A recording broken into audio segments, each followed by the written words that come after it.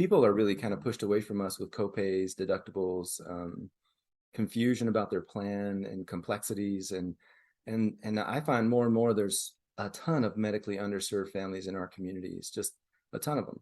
And they're hunkered down in their basements, Googling stuff, hoping that they're okay, and they're not sure. And they're scared to go in because they're scared of their copays, deductibles, and their plan because they don't know how it's going to work. Most people are insured, but they got a $3,000 per person, $14,000 per family, deductible, and that's super, super common right now.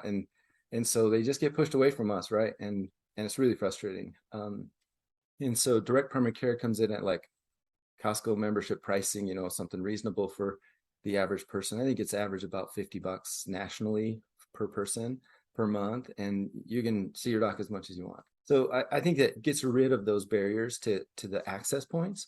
Direct primary care clinics often have easy access to the doc with texting and video chat ability, and then office visits are often same day, next day availability as well. So I think it at least in my practice, I've noticed a lot of these families, they'll sign up and say, we never go to the doctor. I'm like, okay. And then they're like, we've never been to the doctor so much, we feel bad. They go from a scarcity mindedness, like a scarcity minded mindset around healthcare, to an abundance mindset around healthcare. And honestly, that's our why as primary care physicians. Like, we want them to have an abundance of care and to access us. And, we want to answer their questions and relieve their anxieties about, is this serious or whatever. And I mean, I've been on in a bigger conglomerate where it was about 5 to 7 layers before somebody could finally contact me, and then they still failed. It's just impossible. And so to give them that direct line of communication, it just simplifies everything and makes it just distills care to its core value. It's liberating to be freed from transactional care.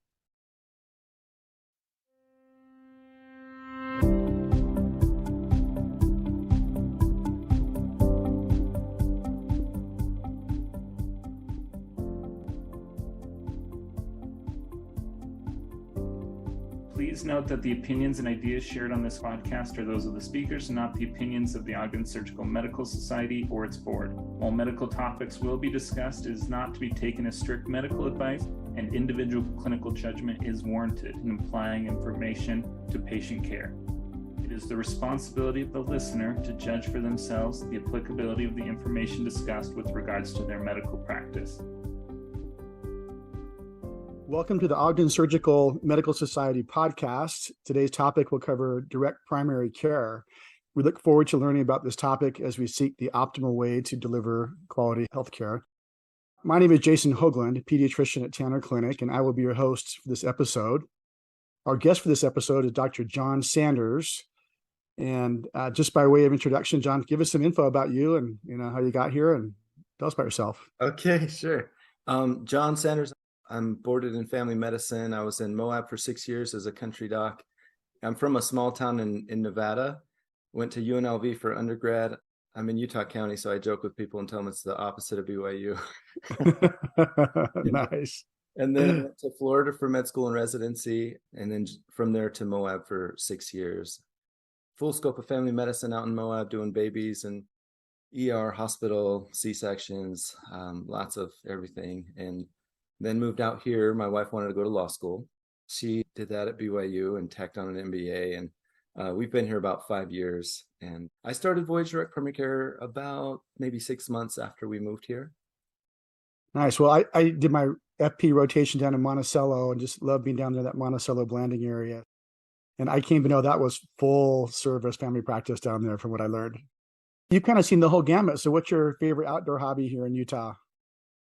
So kind of maybe quirky, but I really enjoy foraging for mushrooms. I got into that a couple of years ago. Find some good morels out there somewhere.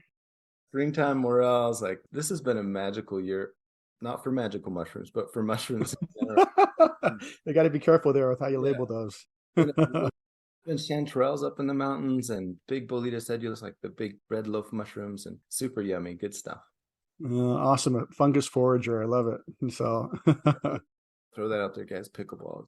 Yeah, definitely. My wife would totally agree. All right. And then do you have a favorite restaurant? What's your favorite place to eat? Oh, man. I don't know that I have any favorites, but I mean, Joe Bandito's in Springville is really great. That they have great chips and salsa and stuff. They're great. Uh-huh. Well, I like the Jim Gaffigan approach to it. He said he's not really a foodie; he's more of an ED. So just loving to eat food. So sounds good.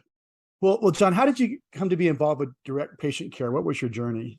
Yeah. So, growing up in a small town, I knew everybody in my town, and good relationships with everyone, and probably more than I needed. Rural medicine was a hat that I always wanted to wear, and I enjoyed the personal touch and the time able to spend with my patients and being involved in delivering their babies and helping them through that whole process of being parents and then the helping grandmas. And I did hospice as well in Moab, and I just really love people and taking care of them. And I just, over the years of being a doc, I just constrained by the system and beat up by, inefficiencies and the gig, right? Yeah, I'm in the middle of it. I hear you. It gets tougher and tougher to spend time with people and really deliver the goods, right? Relationship, get to know them, do the do. So I don't know. I just a buddy of mine was in Florida doing this, and he told me about it, and I said, well, that's kind of neat. All through residency, I'd always been interested in the business of medicine, and it was always my desire to run a practice. As I understood the complexities of the business of medicine and all the coding and billing and collecting and the inefficiencies of that whole mess, I just was like, man, this has got to be a better way, right? And then my buddy told me about this model, and I thought, that's pretty neat. Let me look into that. And as I dug into it, I felt like, gosh, that really aligns with my core values of being able to deliver really good care to folks. And so, 5 years ago, started up Voyage in little old Utah County, and trucking along. Yeah. Nice. So what is direct patient care, and how is it different from concierge medicine? Yeah, concierge medicine's been around for a long time.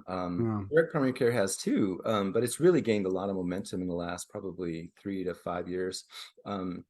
And it's different. Concierge docs are often they charge a lot more than direct primary care docs. It's kind of DPC is kind of like the concierge medicine for the people, kind of the Robin Hoods out there just trying to deliver it cost effectively to everybody.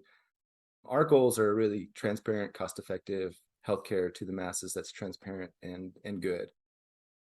Concierge medicine has similar goals, right? But the cost piece is just like not a thing for them, and so their prices are often 3 to 5 times more than what we charge, and their patient panels are much smaller, and then they also sometimes some of them will bill insurance on top of their concierge service, and DPC doesn't do any of that business. Okay. So would you say the main differentiation is the cost per month to the patients and the size of the panels, or any other differentiators? I think that's it. And then the fact that concierge clinics often bill insurance on top of their services. I know exactly what you're saying. I'd have a family that would have a $10,000 premium payment over the year plus $10,000 deductible. So they're paying, $22,000 before they can even start to get something out of their insurance.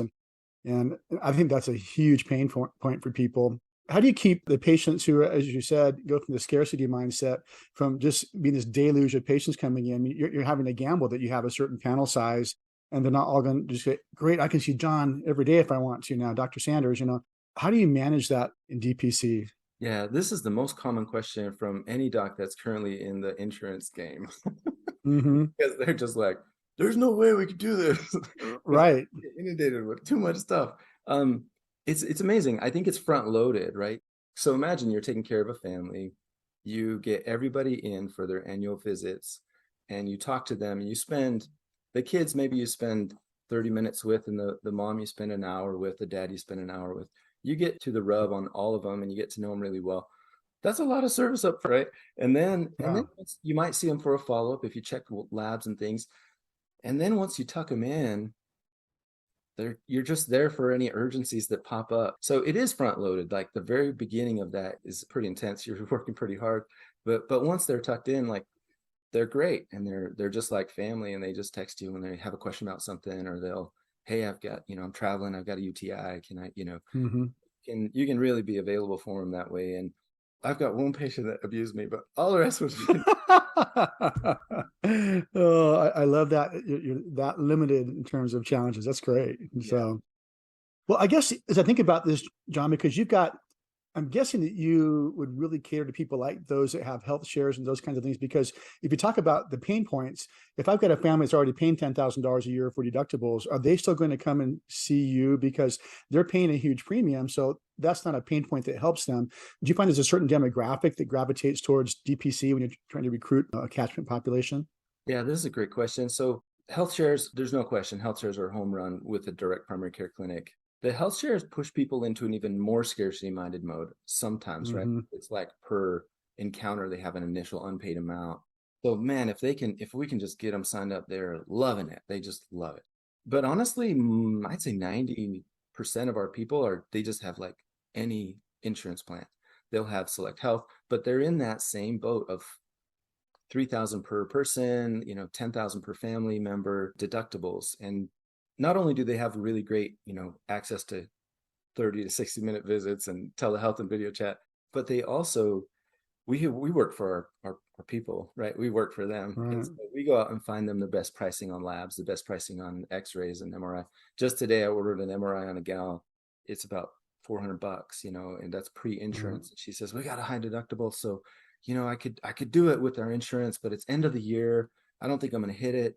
What do you got for me? And I'm like, oh, we got that negotiated for you, like $400. How's that? And she's like, great. And so, with insurance, it would have cost her, thousands of dollars out of pocket.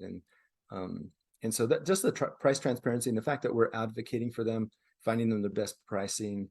We have pathology negotiated for about $70, like a CBC is like $5, CMP is $5.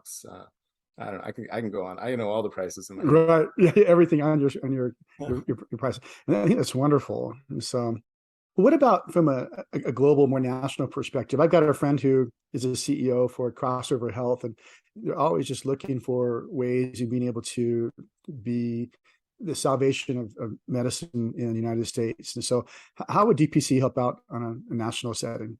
Man, I'd like to talk to that Crossover Health guy. That'd be really fun because they're doing some innovative stuff. They're doing some cool stuff. I talked to Congressman John Curtis. He's Utah congressman, and he's on a national task force to fix healthcare. We met, I don't know, it's been a few months now. And we sat and visited about direct primary care and the pain points that it solves in the current healthcare system, and if that can be applied kind of more in a national sense. And it was fun. I was like, he has a whole bunch of people and they're all taking notes. And I was like, oh, this is kind of cool. Cool. Yeah, I think a lot of the principles can be applied nationally. There's a whole army of docs that are just trying to help with care and help with price transparency and affordability. And I think the average family is really in a bad situation where they've got those high deductibles and copays and confusion that's just not giving them reasonable access to good care. And so you've seen over the last 5 years, probably a 500% increase in direct primary care clinics nationally. And there's more than 2,000 now. Just 2 days ago, I was nominated onto the Direct Primary Care Alliance board. I'm just nominated. They haven't inducted me or whatever that is called. But good luck then. I don't know. I'm just like, I'll do it if you want me to. I'm happy to help. But it's a movement that's gaining momentum and traction because I think a lot of families are really in need of it. It's good. Mm-hmm. Do you feel like this has an opportunity to help relieve some of the strain on the system? I mean, we're kind of spread thin. How do you feel about relieving some of the stress for the whole system? Oh, 100%. So I just last night, gal, she texted me like it was like 7:30 at night. My daughter like fell off the monkey bars and busted her chin open, and I'm like, okay, I'll be over it. And so instead of going to the urgent care ER, like I just went to their house and put some stitches in it, washed it out, got her set up. And we probably save urgent care / ER visits routinely on a daily basis and take that strain off of those systems. During COVID, it was incredible. I mean, I was managing home hospitalized patients, putting them on oxygen, doing all the things at home, rounding on them every day. It was, so you have liberties and bandwidth to just really flex and fill and help out and spend the time to deploy more brain cells, not just become a throughput referral mill to the next, person on over there that has, a whole bunch of those kinds of referrals. Cause that's all, and I think so. I think as primary care docs, we can cover a pretty large percentage of people's healthcare needs, especially if we have the bandwidth and the time to put those brain cells to work. We're well-trained folks. I think we just are time constrained, and so forced into like, okay, I gotta move you. You gotta go to the ER right now, or I can't do that, Do you feel like, I mean, just as you talked right there, I'm picturing, if there's a heavy need, which the pandemic for me had just a massive need. Everybody needed so much more care per person. The size of my panel all of a sudden seemed like it doubled in terms of neediness. So if you've got stitches at 7:30 at night, you've got patients on oxygen, is there potential for this to become overwhelming for you instead of being something that is an improved quality of life for you? Yeah, I would say pre-COVID, it was pretty good. Post-COVID, this we've had the never-ending flu season, like the cold and flu season is like there's not a let up. Like all summer long, it's been more one after the next, one after the next. And so we've had to work a little bit harder post-COVID with all the isolation and then the naivety that happens to folks' immune systems as we quarantine and all that jazz. Mm-hmm. But yeah, I think it could be overwhelming. One of the things that we're careful about is to make sure that our practice size maintains our quality of care. And so most DPC docs try to cap their practice at some benchmark where they are still feel reasonably ethical about the level of care they're able to provide to their people. And so that's good. Gotcha. And so is there any remuneration for you on a per encounter type situation besides the monthly fee people pay? Yeah, I thought long and hard about that, and I could see why that line of thinking would be tempting. Most direct primary care clinics don't have that. And again, anything that pushes folks into a little bit of scarcity mode, we want to get rid of. And so a zero issue, reach out, let's do it. And when you deliver that abundance, yes, it's front loaded and it's harder, but once you deliver it, you just educate them, you work with them, and then they get it and they're like, okay. Like I started a YouTube channel and I have a whole bunch of common things like allergy season or like colds, and here's my recommendation. And so folks will text me and I'm like, oh, here's a video on that. And I send it out. Right.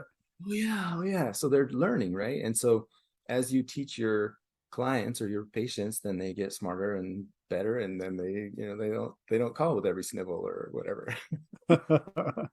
Well, I guess that's actually leads into my next question, as far as the sustainability for patients and for doctors, is that, do you see this something that would ever have to change, based on how it's gone for you already? Man, when I left Moab, I was burning hot, right? It's just like an extension of residency, 70 hours a week. I was delivering most of the babies in the hospital, and there's some older docs there that were happy to give me all the work I wanted. And so Yeah. I was probably a dummy and worked too hard, but I was ready to, consider other tracks. I was like, man, maybe I should just buy a Firehouse Subs franchise and run that thing. Write your wife's law degree and business degree. And so it's business degree, but yes, no, yeah. And I legit like called them up. I was like, how much is a franchise? How does this work? What's the I really did the system wasn't terribly sustainable for me. I re-upped my boards not too long ago. I've been a doc for about 12 years now. And I remember at that conference just looking out at all these family docs there, national, just like thousands of family docs in this big conference center. And at that point, I had been doing DPC for about 2 years. And, and I'm like refreshed and full of energy, and I'm jazzed up and I'm excited. And I'm looking across the room and they're just wrung out, man. They're just squeezed and kind of like this. And so it's but my colleagues, I was like, man, it's brutal. It's a brutal system on them as far as sustainability. You look at the med students going into family medicine and they're just like, nope, not doing that, and so I think that leads to kind of a decline of folks, of real family medicine docs or primary care pediatricians, all of those spaces. All the administrative, I call it the triple Bs, the bureaucratic box checking bullcrap, it all rolls downhill to the primary docs, right? And so surgeons are like, oh, go talk to your primary doc about that, have them sign that paperwork and stuff. And so we're just inundated with all this inefficiency that pulls us away from caring for people, and it's fatiguing, and it's not satisfying, it's not fulfilling, and then we're forced to see more patients per hour to keep the lights on. You gotta have all these FTEs just to engage with the monster. And so cut all that fat out and you can get down to the core of what we did this darn thing for, right? Right. Yeah. Well, I guess that would again segue to the next question, and it's probably pretty obvious, is do you feel that the incentives are aligned for both you and for your patients? Yeah, I love that. So incentives are like what incentivizes them to be healthy, right? And what incentivizes me to help them get healthy. And in direct primary care, they're paying me directly to help them, right, get healthy. And so they're Right. paying for something that they want to receive. And I'm trying to help them with that too, because the healthier I make them, the less they see me and the less I work, and that's sweet. And so I'm incentivized to keep them healthy and to work really hard on helping them get healthy. And they're incentivized because they're paying for it. And they're like, I need to get healthy. Like I need to make this work, and it's kind of lovely to have them, directly aligned in that relationship. Well, that's awesome.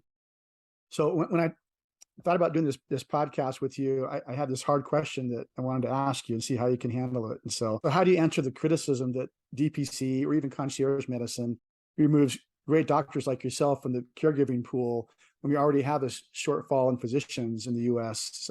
How would you talk about that criticism? No, I love this question. This is a great one. And thanks for bringing it up, by the way. I think we have to be critics, right? Of any kind of movement out there, we got to be, okay, there's an upside? Is there a downside? What does this look like for both parties for the future of healthcare in America? And it's not like right now I'm like sunshine and roses. It's pretty awesome, but it's not like the solution of solutions. There's more out there solution wise to the complexities of the United States healthcare system. But as far as like the core of your question, which is like, gosh, we're removing these docs, and the average family doc right now cares for probably 2 to 6,000. Last I checked was the typical census of the average family doc. Um, and that's tough. And that's right now in that system of hustle and every, 5 to 10 minutes and cranking and then quitting. Right. Mm-hmm. So, so Yeah, that's a great part. You can work hard, you love your patients, but the upside is eventually you die. yeah, So it's but also the system is so brutal. I'm gonna go start a Firehouse Subs franchise, right? Like I'm done. right. Just not. Get the fizz, get the Yeah. So I think you have people making an exit out of family medicine sooner than they probably would because they love doing. I mean, they love caring for people. It's just the system upon which they ride doesn't work. I recently gave a presentation at UOMA, the Utah Osteopathic Medical Association, on this topic, and a Mhm. lot of the old docs in the room were like, "I think I would get back into medicine in this model," and I legit think it's real. I mean, they're like in their 60s, they got gas in the tank, they just want a Mhm. system where they can really deliver good care to people. And on the front end of that, so those guys are on the back end twilights of their career. On the budding, side of their career, I take medical students pretty much year round. I don't take 3 a year. I take one every month, and I'm just showing them the ropes. And man, I probably have a 90% retention rate into family medicine after their rotations. Mhm. They're like, Uh-huh. "This is what I don't want to do," Uh-huh. and You this know, is how I want to do it. And so I think you could really have a massive pendulum swing. Right now, the sought after ones are ortho, right?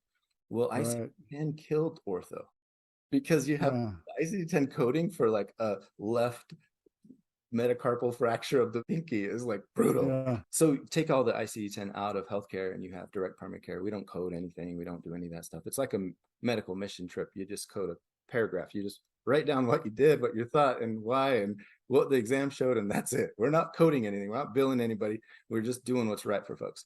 And so you've got this massive pool, I think, of people actually going into primary care specialties because of this delivery system that allows them to stay true to their core value, true to their why, which is really caring for people.